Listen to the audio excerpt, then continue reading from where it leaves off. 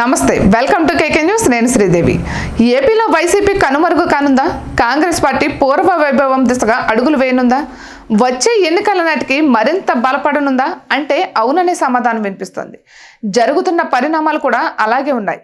దేశవ్యాప్తంగా కాంగ్రెస్ పార్టీ పుంజుకుంటున్నట్లు కనిపిస్తోంది. ఈ ఎన్డీఏకు ఇండియా కూటమి గట్టిగానే పోటీ ఇచ్చింది. ఇటువంటి తరుణంలో ఎన్డీఏకు ఏపీ కీలకంగా మారింది. అందుకే కాంగ్రెస్ సైతం ఏపీలో బలపడాలని చూస్తోంది. ఏపీలో ఉన్న ప్రస్తుత పరిస్థితులను తనకు అనుకూలంగా మార్చుకోవాలని భావిస్తోంది.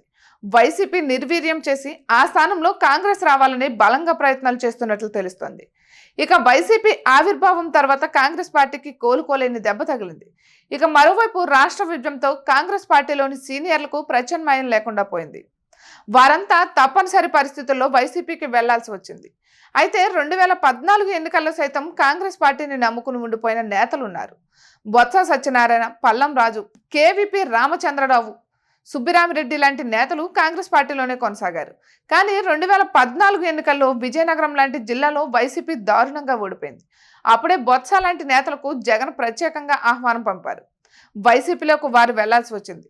అయితే ఏపీలో బలపడాలనుకున్న కాంగ్రెస్ పార్టీ ఈ ఎన్నికలకు ముందే వైసీపీలో కొనసాగుతున్నట్లు సీనియర్లకు సంప్రదించినట్లు కూడా వార్తలు వచ్చాయి. ఇక వైసీపీలో జగన్ చెప్పిందే వేదం అన్నట్లు పరిస్థితి ఉంది. ఇక కాంగ్రెస్ పార్టీలో అంతర్గత ప్రజాస్వామ్యం ఎక్కువ. అందుకే వారంతా కాంగ్రెస్ నాయకత్వం ఎప్పుడు వస్తుందా అని ఆశగా ఎదురు చూస్తూ వచ్చారు. ఎంతటి దారుణ పరాజయంతో వైసీపీ కోలుకోవడం కష్టమే. పైగా చంద్రబాబుకు రాష్ట్రంతో పాటు కేంద్రంలో సైతం అనుకూల వాతావరణం ఏర్పడింది. ఇక ఇటువంటి సమయంలో వైసీపీలో ఉండడం కంటే జాతీయ పార్టీ కాంగ్రెస్లో చేరడం ఉత్తమమని సీనియర్ నేతలు ఒక ఆలోచనకు వచ్చే అవకాశం ఉంది. ముఖ్యంగా జగన్ కేబినెట్లో మంత్రులుగా వ్యవహరించిన వారు కేసుల్లో చిక్కుకోవడం ఖాయం. అందుకే ముందస్తుగా కాంగ్రెస్ పార్టీలోకి వెళ్తే కొంతవరకు బయటపడవచ్చు అన్నది వారి ఆలోచనగా తెలుస్తుంది. ఇక ఇంకోవైపు ఏపీలో కాంగ్రెస్ బలపడాలన్నది చంద్రబాబు ప్లాన్.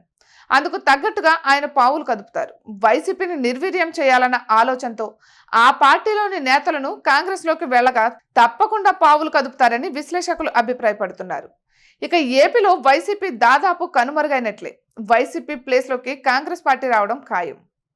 ఇక ఇటువంటి మరెన్నో వీడియోస్ కోసం కేకే న్యూస్ తెలుగు ఛానల్ని సబ్స్క్రైబ్ చేసుకోండి.